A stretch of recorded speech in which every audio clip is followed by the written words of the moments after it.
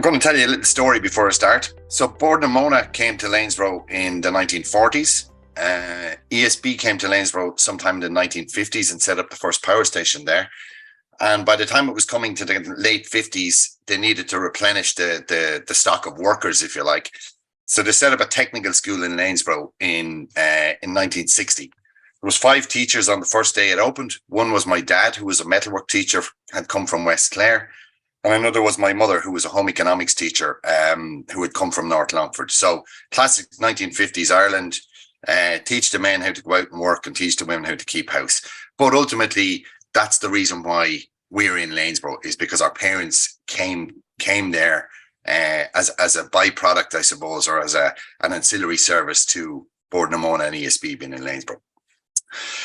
So we set up our business in 2018. We were thinking about it for quite a while before that, but we set up at a micro distillery scale in Lanesborough, in an old butcher shop in Lanesborough. And like the name gives it away, I suppose, we're a distillery. So what do we do is we make spirits. And we have a very simple vision for our business, which we set out at the start, which is to bring to the world from our hometown of Lanesborough the finest, most highly regarded Irish spirits. So from the kind of get-go, that was about grounding the business in Lanesborough, about having global ambition and a quality focus, because, you know, it's a big bad world out there in our industry, and the only way you can stand out is by making quality products. So we're still in our micro distillery, which is growing all the time. I mean, our business is kind of doubling year on year. We currently have 7 people employed across, distillation, operation roles, product development, sales and marketing, and admin and finance and that end of things. So, we make a range of whiskies, gins, vodkas. Some we source in on the whiskey side while we wait for our own whiskies. The gins and vodkas we make in Lanesborough. And we always try to ground something to do with the product to the local area around Lough Ree. So our core whiskey is called Bart's, which is called after my late dad. We have another series of whiskies called the Bridge, and each series name it relates to a place in Lough Ree. So Saints Island, Port Runny, Elfeet Bay, that kind of thing. So and that will continue. In terms of exports, I mean, we realized very early on that this had to be an export focused business. There's still only 5 million people in Ireland, or 7 million on the whole island. It's not a sustainable business trying to sell our wares to just that cohort of people. So exports is growing all the time for us. We're currently exporting to the UK, Belgium, Italy, Germany, Poland, Estonia.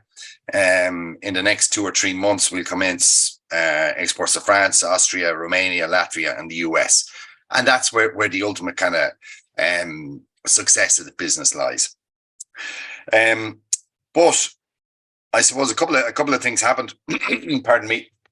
So we were set up as a business and operating as a business pre the kind of unexpected announcement around the power station in Lanesborough closing and around just transition happening. But it was very fortuitous for us in that, at the time we were looking at how could we scale our business, because, we've outgrown where we are at the moment, and we had plans to develop a much bigger distillery on the old post office site in Lanesborough. And that's where Just Transition came into play in it, and we've been awarded significant grant funding for that.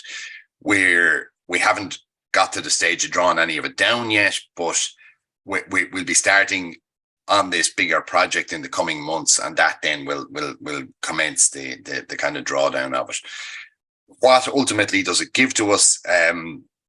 I suppose assisting us in this kind of phase 2 of our business. It allows us to scale up our production. It brings economies of scale. It will certainly give us an enhanced tourism offering, and I'll come back and talk about that in a second. And ultimately, it will create more jobs.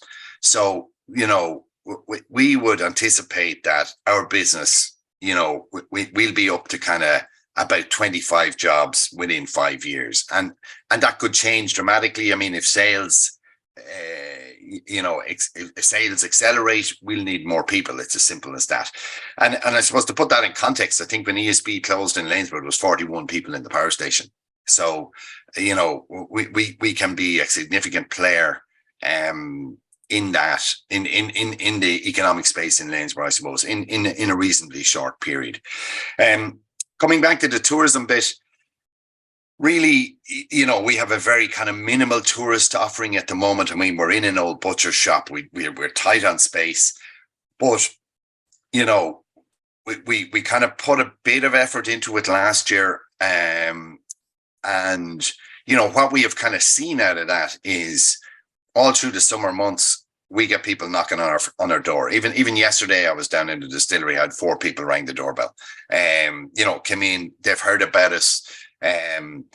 So we actually started counting this last summer. So we reckon we had about 2,500 people through the doors from 16 countries. So because we kept a visitor book. So I suppose what that demonstrates is when you put initiatives like this in place, that you'd be surprised where the tourism footfall comes from.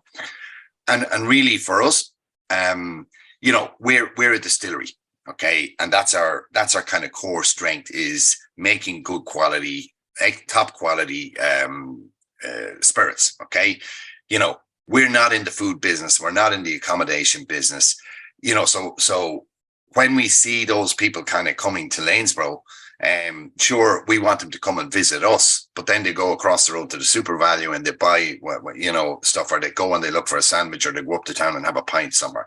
And that's where the kind of knock-on benefit is from this. So there's a couple of other bits, and I know you guys are there's limited time and there's other speakers. Within all that, then there's opportunity. Pardon me. So if I take our business, we're going to have oceans and oceans of hot water. That's a byproduct of the distillation process. So there's an opportunity for somebody to look at maybe doing something with that, which could be a separate business. Also within the sustainability side of it, that's the big buzzword in our industry at the moment. So, we've just signed up to a thing called Eco Spirits, which is massively innovative in the food and beverage space.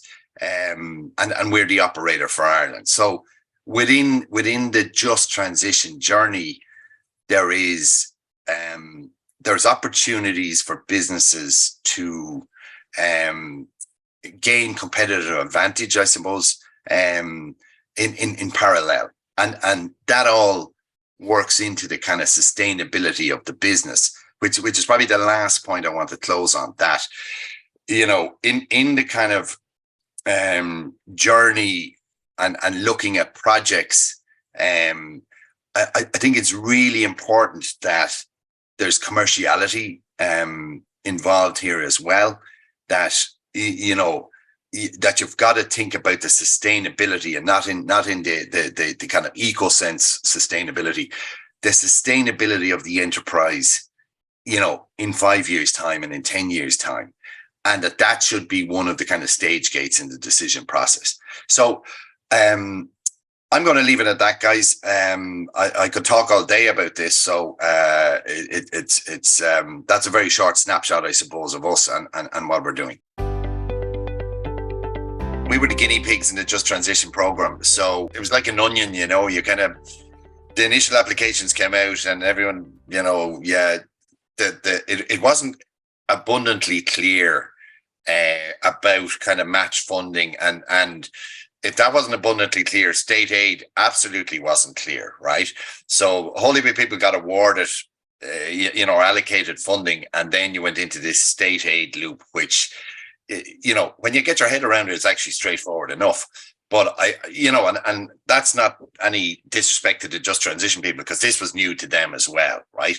So and listen, we're different. I mean, we're a private enterprise, so the matched funding from our side is whether that's equity investment or it's debt or whatever. It's a different business model to maybe some of the community groups, but I think there's a couple of salient points in here, and it touches back to something Kieran said earlier, and without going too far off topic, I mean, we are where we are, and there's no kind of divine right to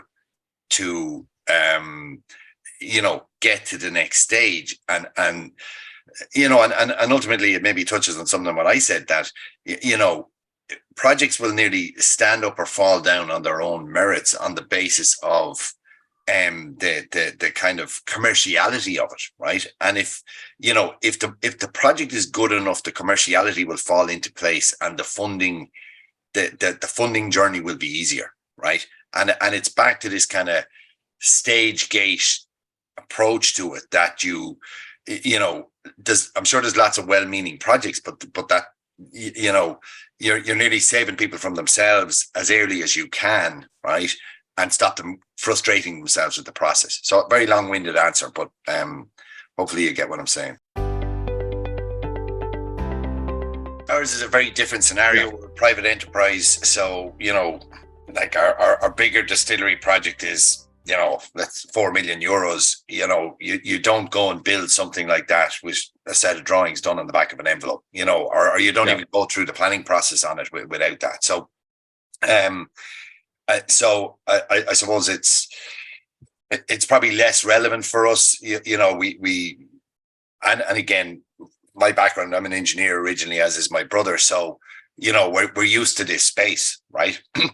But that even leads to one of the other points. I mean, even though we're used to this space, if I was on board, say, with Kieran's group, right, there's a body of work that requires professional people who do this for a living to give the proper end result. You can't lean on a volunteer because he's an engineer or an architect and expect that, well, sure, listen, you just do that, right? And that he's going to all of a sudden, provide 10 or 20 or 30 or 50 grand's worth of services free gratis. He's already doing his bit by being part of it. And to get the proper results out of it, you have to engage the right professional people at the right time. Now, and I can see where this will create difficulties, because now you're probably into procurement regulations, right? And again, okay, we need an architect. Now you have to go out to 3 architects, and somebody has to now manage the procurement process in compliance with, whatever grant awarding authority is giving you the money. And the last point I'll say here is, Kieran mentioned Leader, but I mean, to the best of my knowledge, Leader is closed in most territories at this point. And if it takes as long for Leader to get moving again as it did on the last cycle, I think that will probably be a significant barrier to some of these potential projects. That sure, the money is allocated at a European level. Certainly the last time out, it took 12-18 months before that money was then set up, if you like, at the local level. So, and listen, it doesn't affect us dramatically, but it's kind of observationally, that's what I would kind of see. The prize or the end goal here, it's important to realize this. And again, Kieran alluded to this. So, and this just gives you a really tangible example. So we got very busy.